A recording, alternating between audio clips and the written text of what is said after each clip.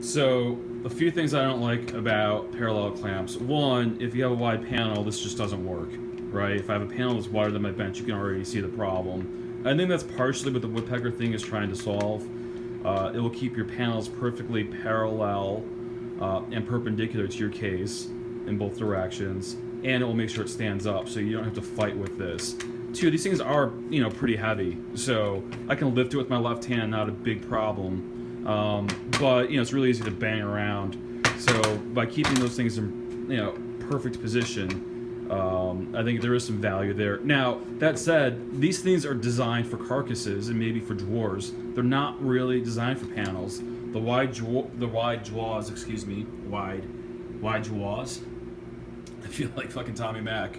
The wide jaws are great for carcass assemblies, great for drawers, but they're a problem for panels because if you don't have your panel perfectly aligned,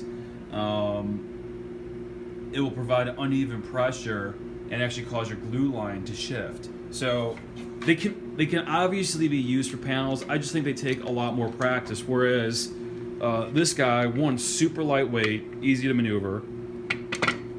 The jaws are perfectly sized for a typical panel, and they stand up on edge without a problem. Like, I can bang it around quite a bit and it doesn't really fall over.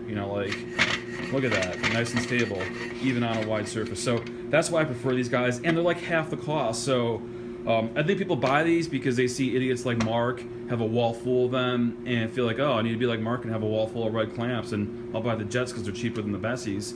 But these things are made in America, super lightweight. I mean, look, every project is, most glue ups are panels. Fine, you do a carcass assembly at the end of your project, but unless you're like a cabinet guy, mostly building out of plywood, you just do a shit ton of panel glue ups. So I think it makes sense to have purpose-built panel clamps.